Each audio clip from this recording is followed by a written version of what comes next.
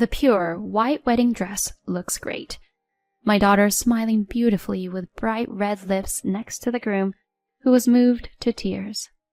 Looking at her profile, I felt from the bottom of my heart that my choice at that time was not wrong. My name is Martha. I am 35 years old, working part-time and struggling with housework and child-rearing. My daughter Lana is 5 years old and attends preschool. She's a strong girl who likes to go to the little children's class and take care of them. She is a very caring girl. My son Raphael is 3 years old. He is an energetic and active boy, but still loves his mommy and is very spoiled. I am happy to have such two lovely children, but there is one thing I failed to do. I made one mistake in choosing my life partner, my husband. I'm going fishing tomorrow. What? Late on a Friday night, my husband comes home smelling of alcohol. I was astonished when he said that, as if it were a matter of course. Wait a minute. You promised to take the kids to the zoo tomorrow. My coworker said the tide is going to be great tomorrow. I've already booked the boat.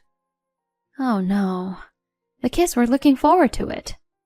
Well, tell the kids to look forward to my big catch, because Daddy's going to catch it.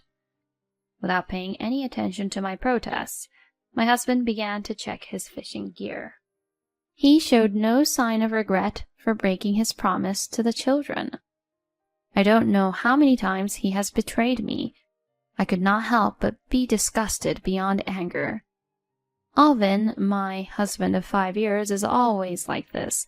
He puts his work and hobbies before his family. Of course, he never takes care of the children or housework. He only takes care of the children on days when he is in a good mood. He makes promises to the children to make them happy, but then breaks them for his own reasons. If you ask him to take care of the children, he complains that all of his colleagues' wives do it all by themselves. He does what he wants, and my husband is a perfect example of a selfish firstborn son. I wonder if I will have to live with such a selfish person for the rest of my life. I wonder that every day. But he still takes his job seriously and gets paid a good salary. He doesn't keep his promises, but he is not violent towards his children. My friends around me say that men will always be children. Since they say that, I have given up on him. Then one day, my daughter suddenly developed a fever of 102 degrees Fahrenheit and had to miss preschool. We rushed to the hospital and found out that it was the flu. I thought I would give her something to eat before going home and giving her medicine. However, there was nothing in the fridge that a sick person could eat, and I didn't think I could go shopping with my daughter who had a high fever. While I was looking for something she could eat, "Our daughter has the flu, so please pick up some jelly or fruit on your way home." I texted my husband on his cell phone, but when my husband came home in the evening, all he had in his hand was his commuter bag. "Did you get the food I asked for?" Oh, I forgot. It can't be helped, I had a very long meeting today. Without a sign of apology, my husband quickly changed into his room clothes and peeked into her daughter's room. "Daddy's home. You've got the flu, huh? Poor little thing." He talks to her in the manner of a kind father who worries about his child. I sighed in a way that my husband wouldn't notice. "If you're really worried about her, at least buy her something to eat. I'll go get some jelly, so you watch the kids." Yeah. Despite my uneasiness of what he said, I hurriedly drove away for my daughter. When I returned home after buying my daughter's favorite food, I saw an astonished sight. My son was cuddling up to my daughter, who was coughing and sleeping, and reading her a picture book. "Hey, I told you to watch the kids. Lana could get Raphael sick if they're in the same room." I protested to my husband, who was lying on the living room sofa watching TV. He glared at me with a grim look on his face. "Shut up. I'm tired from work. It's your fault for not stocking up on food for times like this. Maybe so, but... Mommy! I heard my daughter's voice, as if our arguing had woken her up. Look, she's calling you. I had so many things I wanted to say to my husband, but I couldn't ignore my daughter who was suffering. Mommy, welcome home. I was reading to her because she was in pain. Well, thank you, Raphael. I laughed, not wanting to ruin my son's kindness by getting angry. I was laughing without effort while I was taking her temperature and feeding her Jell-O. My husband was giggling while watching TV. As expected, just as my daughter was getting better, my son came down with a fever. Even when he saw my son coughing bitterly in the morning, my husband did not care. Poor thing, he would say. He does not come home early because he is worried about his son, and he goes out drinking instead and returns in the morning. He has not a single word of sympathy for his wife, who is lying on her stomach next to his son, sleeping with a bright red face. I wondered if there was any point in staying married to this man, watching him sleep comfortably, smelling of alcohol and snoring loudly. These words kept coming back to my mind. When my son's fever had gone down, I finally came down with a fever. I knew I had to go to the hospital. I was too nauseous and lethargic to move as much as I wanted to, and the next thing I knew it was evening. The fever had risen to nearly 104 degrees Fahrenheit. My daughter was unable to go to preschool. She came to check on me several times while playing with her brother. Mommy, are you okay? Do you want some water? Thanks, Lana. I'm sorry. Mommy can't make lunch. It's okay. I ate bread with Raphael for lunch. What a good big sister. I felt sorry for my daughter and was moved by her kindness. Then my husband finally came home. Geez, what a dirty room. You've been home all day. What have you been doing? I didn't have the energy to talk back to the man who complained about his wife who clearly was not feeling well. I'm sorry, I have a fever. What the hell are you doing? You're so pathetic for a mother. What's for dinner? What? You're kidding, right? I can't cook. I can't even stand up. You've got to be strong and get up. My company won't let me take off just because I have a fever. I had no choice but to stand up after listening to my husband's ridiculous demands. But then my eyes swayed and I slammed into the door with all my might. I groaned in pain and sickness, and my husband looked down at me as if he was staring at something dirty. Enough. I'm going to the bar. Wait a minute. We need to feed the kids. I'm tired and you're not even going to prepare food for your husband when he gets home. And you're asking me to make food for the kids? Wait. I desperately grabbed the hem of my husband's pants, but he shook me off without hesitation and walked out of the house. Mommy, are you okay? My daughter rubbed my back anxiously as I collapsed in the hallway. Lana, I'm sorry. I need to call your grandmother. But my mother said there was a musical today that she was looking forward to. I feel bad for calling her at this hour. Oh, who can I return to? I need to call an adult. I talk to my daughter as if I'm mumbling in a daze. Mommy! Mommy! I was unconscious before I knew it. When I woke up, I saw a blank ceiling in front of me that I did not recognize. As I gazed at it blankly, Martha! I heard a familiar voice calling my name. I moved my head to see my mother and my children sitting with tears in their eyes. Mom! I'm so happy. I'm so happy. My mother covered her face with her hands to hide her tears. Mommy! My children clung to my body. Lana, Raphael! It seems we are in a hospital. After I lost consciousness, my daughter called her grandmother in tears. She said that she had rushed to the house in a panic because of her unusual call and found me and my crying children lying in the hallway. I was rushed to the hospital where I was told that I had been asleep for a whole day and that I had contracted pneumonia from the flu, but that I was in a good health. Lana, thank you. You saved Mommy's life. When I patted her on the head, she cried even more.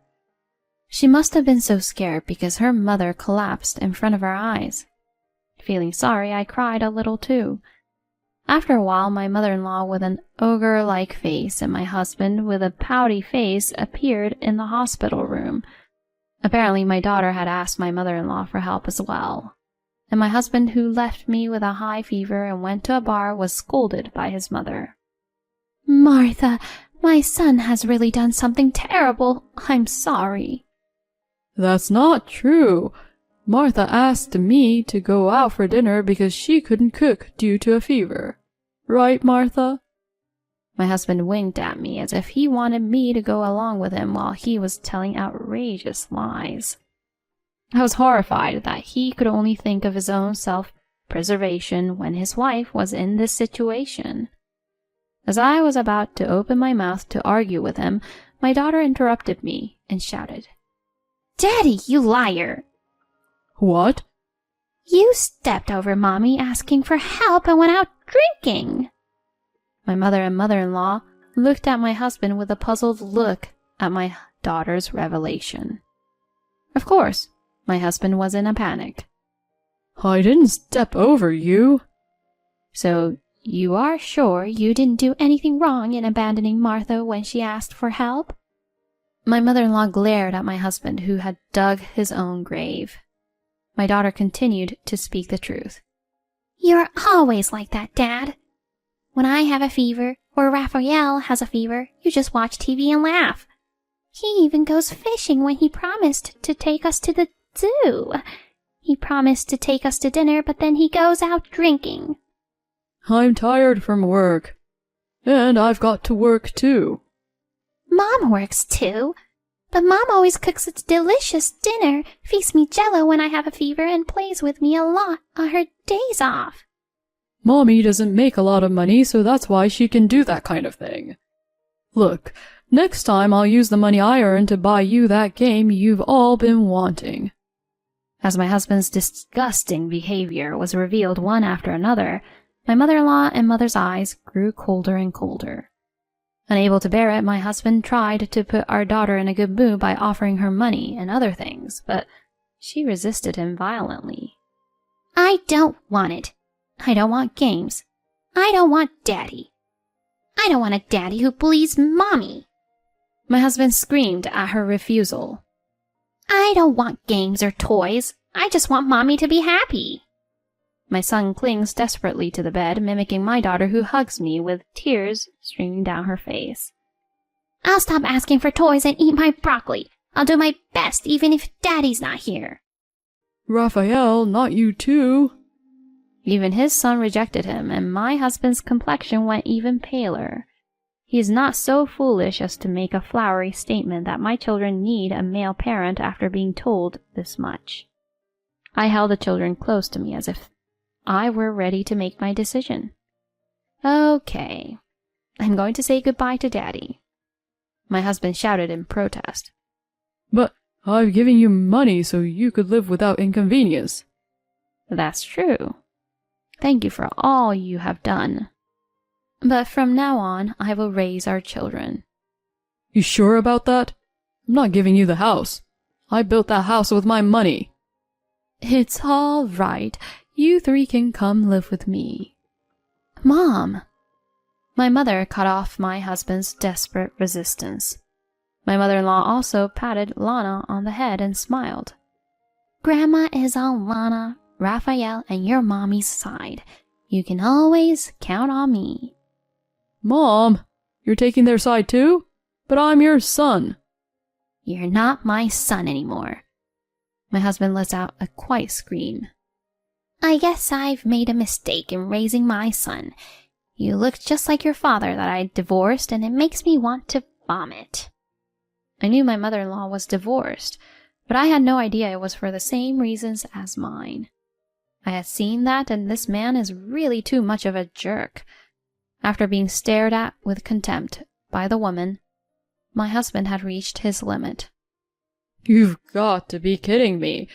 I don't care if you cry and moan about it later. He ran out of the hospital room saying something that a villain would say. Later, after my health recovered, my husband and I divorced. My husband, perhaps with a sense of pride, brought me the divorce papers he had prepared himself, so I made him promise to pay child support and divide the property among us, and signed the papers.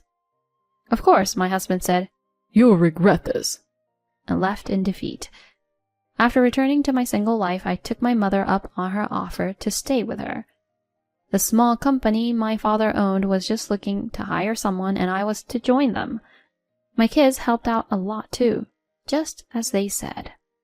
But they seemed anxious about losing their mother again, and at night the three of us would hold hands and snuggle together as we slept. I thought that the loss of my husband, their male parent, would cause some problems and inconveniences, but it didn't.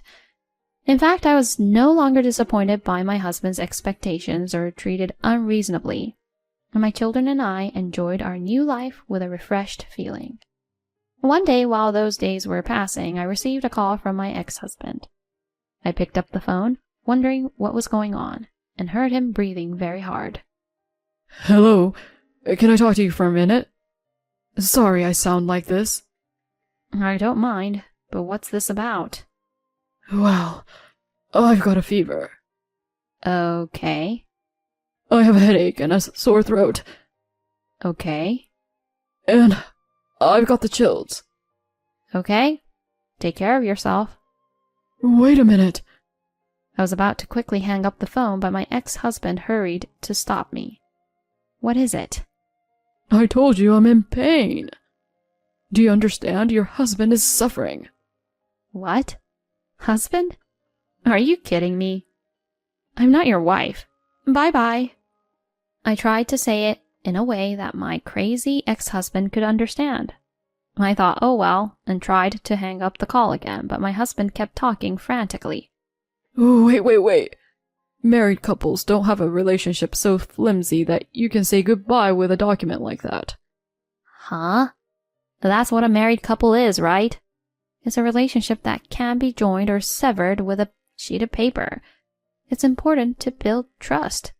You are the one who destroyed that. First of all, when I had a fever of 104 degrees, you said that working people have to work even if they have a fever, right?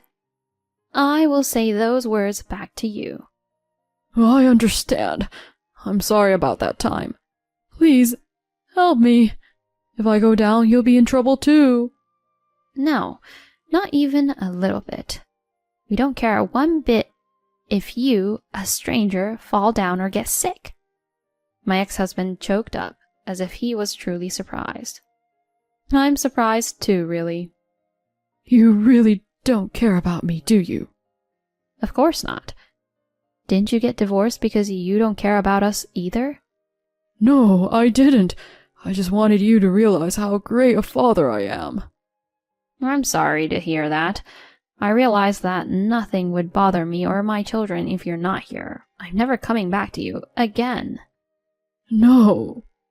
6 months after our separation, my ex-husband finally understood the meaning of divorce. Even my 6-year-old daughter understands what it means, but he is a misunderstood man with a brain less than 6 years old. He seems to be like a burnt-out Ash on the other end of the phone, but without mercy this time. I really hung up the phone. I think he'll be fine if he's got the energy to call me, but in case he really is not doing well, I'll feel bad, so I'll call my mother-in-law just in case. When my mother-in-law reluctantly visited my ex-husband's house after receiving my call, she found him wrapped in a duvet and crying inconsolably. His fever was 99.5 degrees Fahrenheit. How could a man who was so fussy about a slight fever swear at his wife for having a temperature of 104 degrees Fahrenheit? My mother-in-law was also disgusted with his behavior and left quickly. After that, my ex-husband tried his best to find a new wife, but he could not find a woman who would accept a selfish man over 40 years old.